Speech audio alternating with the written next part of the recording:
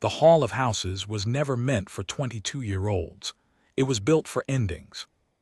Cale Vale knew that the moment he stepped through the iron doors and saw the empty chair beside his father's dais. His brothers flanked Lord Aldrin Vale, Solt in full commander's plate, Darren with the gold crest still cooling on his chest.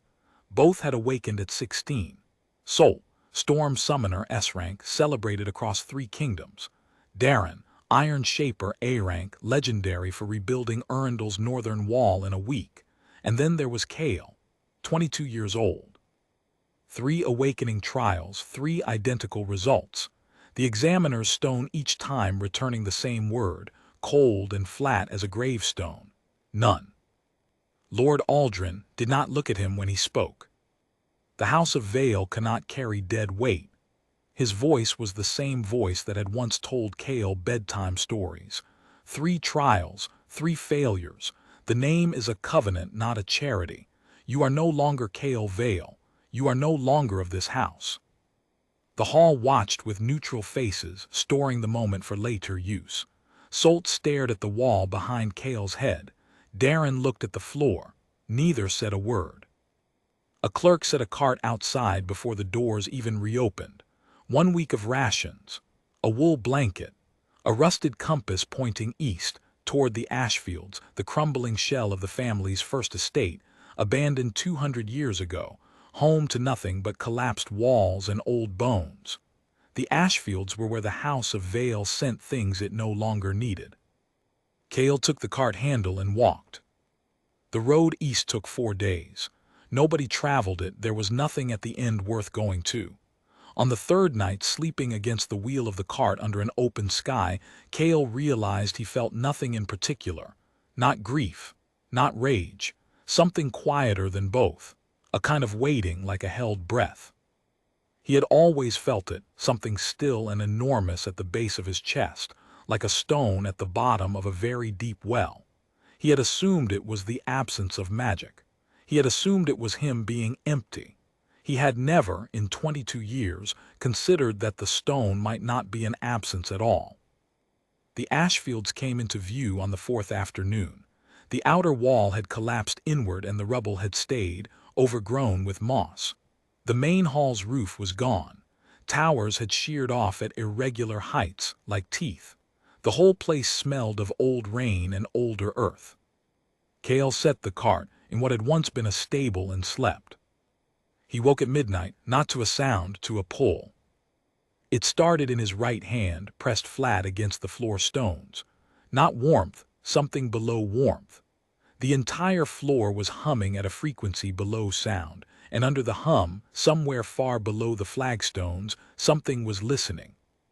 The class had no ceremony, no pillar of light, no examiner's stone. It came the way deep things come, slowly at first, then all at once. System class identified Necromancer. Classification tier erased. Last recorded holder 900 years prior. Status no ceiling. Cale read it twice. Then he pressed both palms flat on the floor and thought, stand up. The first one came up through a crack between 2 flagstones, hand first, fingers long, armor corroded dark green, the emblem on the pauldron unreadable under 2 centuries of rust. A soldier from some forgotten garrison, dead before Cale's grandfather was born. It stood slowly, like a man waking from a very long sleep, and turned to look at him with empty sockets that conveyed, unmistakably, attention. Then the second, then 6 more, then 30. By the time the sun rose, there were 218 of them arranged in the ruined courtyard in neat rows, and Cale was standing on what was left of the east wall with his arms at his sides, and the stone at the base of his chest no longer quiet, burning, deep and even, like a forge lit after a very long time cold. He started with the ruins. The dead were excellent builders. They did not tire. They did not complain. They worked through rain and dark and required nothing. Within a week the outer wall was sealed, not rebuilt from memory but improved, 10 feet taller than the original. The stones fitted with a precision no living mason could match because the dead had nowhere to be and all the time that existed. Within 2 weeks the towers were whole. Within a month, the Ashfields were a fortress, and Kale had a room with a solid ceiling, a fire that stayed lit, and an army that cost him nothing to keep. And the army was growing. This was the thing no one had recorded about the Necromancer class, or if they had, those records were gone with the class itself. Every acre of Arundel was old.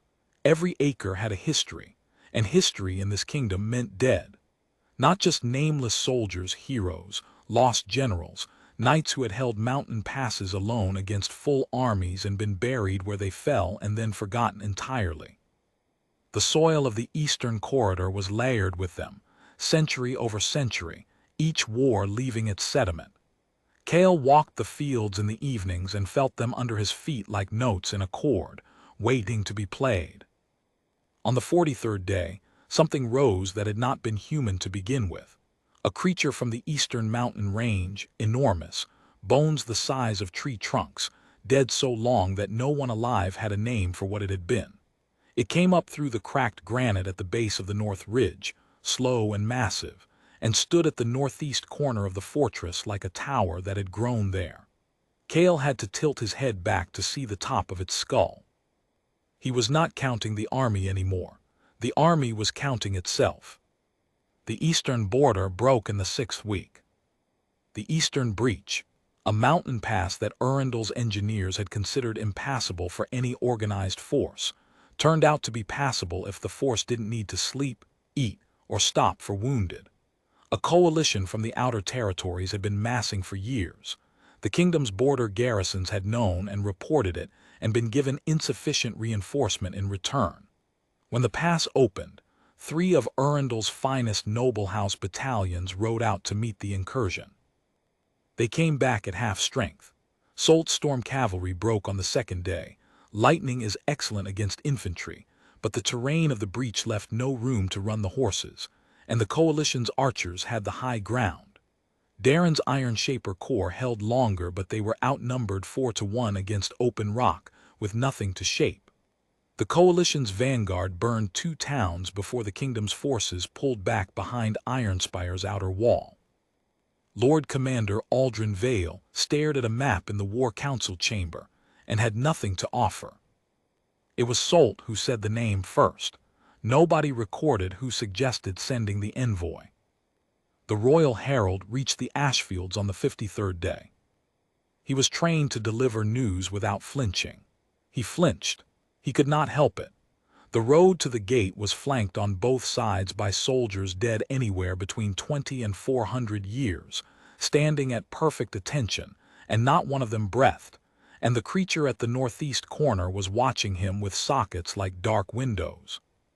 He delivered the Neil Charter, Kale Vale's name formally restored, a commander's rank, full reinstatement, the king's personal seal on white parchment. Kale was on the wall 40 feet up looking east. He did not come down. He said, clearly enough to carry, "Tell the king I received his document." The herald waited for more. Nothing came. He rode back to Ironspire with a sealed reply that, when opened in the War Council chamber, contained a single line: "The Ashfields does not require a rank. The Ashfields requires a reason." The noble houses sent their own envoys. House Castle, House Morn, House Aldrich, whose patriarch had been one of the louder voices in the Hall of Houses the day of the stripping. Each arrived with gifts and proposals sealed with impressive crests. Each was received by the same figure, the tall, silent soldier in corroded green armor, who offered water and nothing else, then stood very still until the envoys ran out of words. Solt came in person first, riding alone. He stopped at the gate, looked up, found his brother on the east tower. "The breach is 2 days' march," Solt said. 7,000 in their advance force. Our combined battalions can't hold them in open field. We need." "I know what you need," Kale said. Silence. The flanking soldiers made no sound at all. "Are you going to help us?" The careful register of the question was something new. Solt had never once been careful around Kale before. It came not in words but in the weight behind them.